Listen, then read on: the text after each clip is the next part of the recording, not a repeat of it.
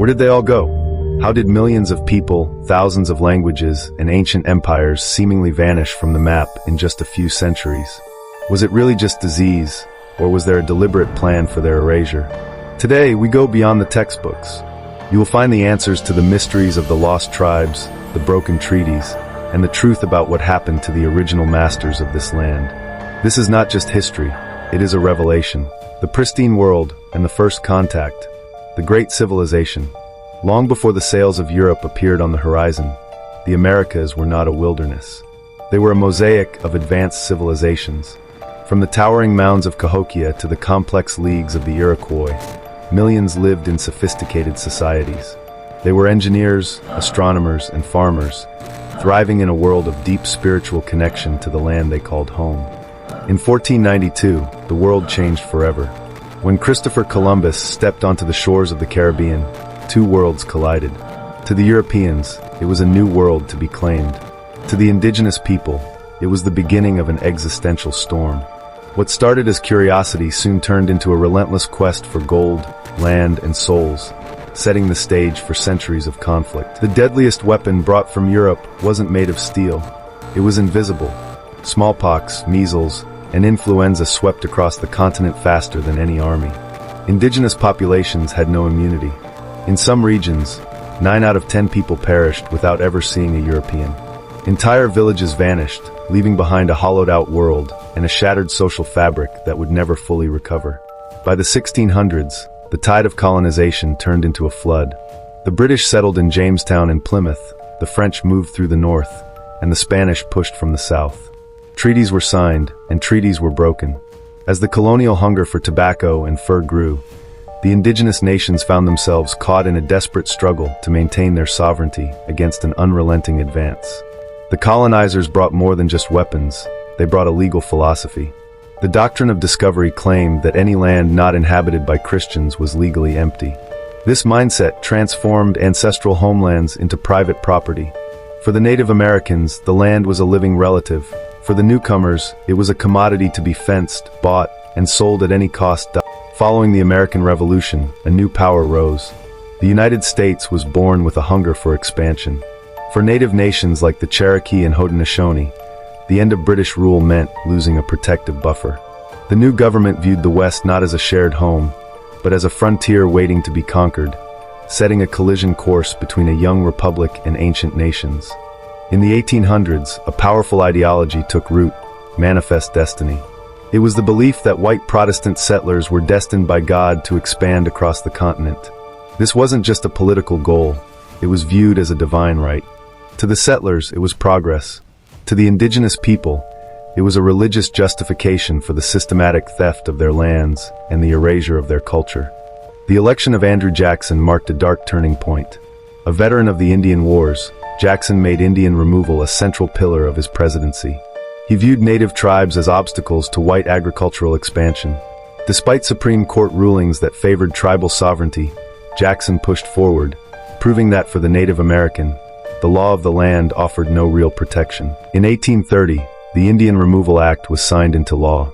It authorized the president to grant lands west of the Mississippi in exchange for Indian lands within existing state borders. While framed as a voluntary exchange, the reality was far more brutal. It was an ultimatum: give up your ancestral homes or face the full might of the United States military. The choice was between exile or destruction. The Cherokee Nation fought back, not with guns but with laws. They created a written constitution, a newspaper, and a government modeled after the U.S. They proved they could assimilate, yet it wasn't enough. No matter how much they adapted to Western ways, their mere presence on valuable land was deemed intolerable. The stage was set for one of the greatest tragedies in human history.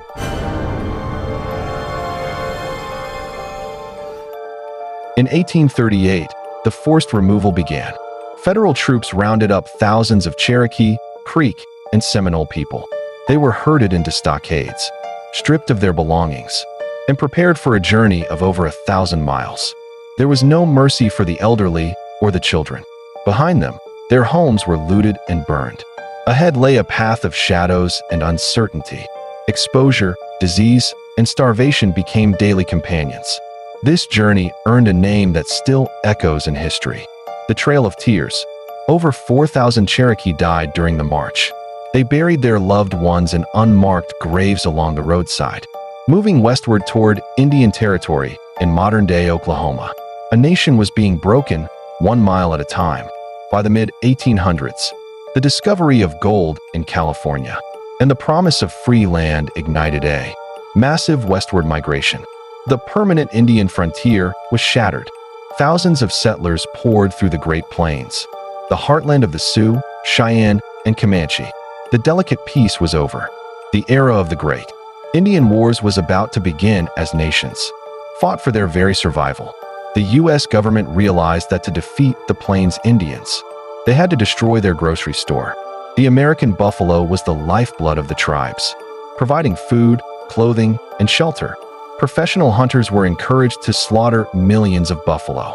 By wiping out the herds, the government forced the once independent nomadic nations into starvation and onto reservations.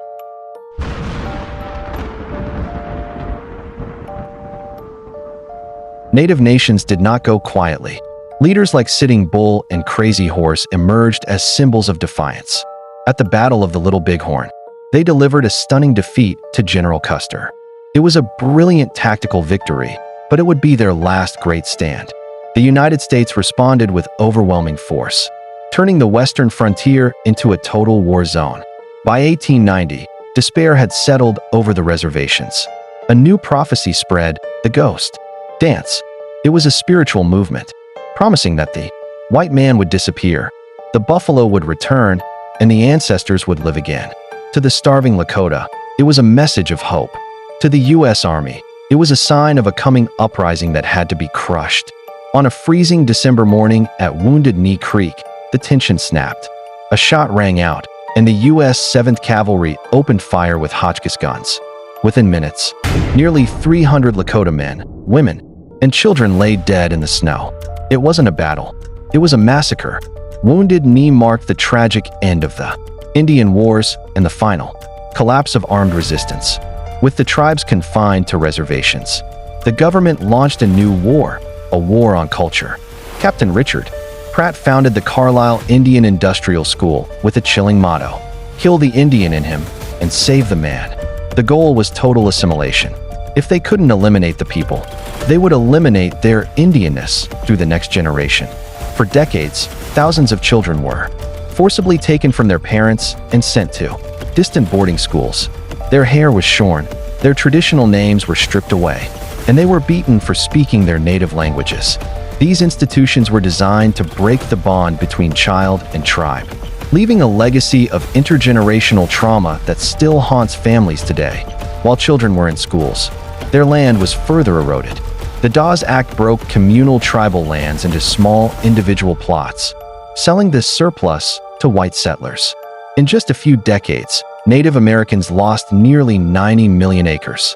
The world watched, believing the red man was a vanishing race, destined to disappear into the pages of history books. By the early 20th century, the silence was deafening. The lands were taken, the warriors were gone, and the children were being reshaped in the image of their conquerors. It seemed that Indian problem had finally been solved. But beneath the surface of this forced silence, a fire was still smoldering. The world thought they were vanishing, but they were actually preparing for a comeback no one saw coming. This is only the first half of the story. From the ashes of the boarding schools and the loss of the plains, a new movement was about to be born.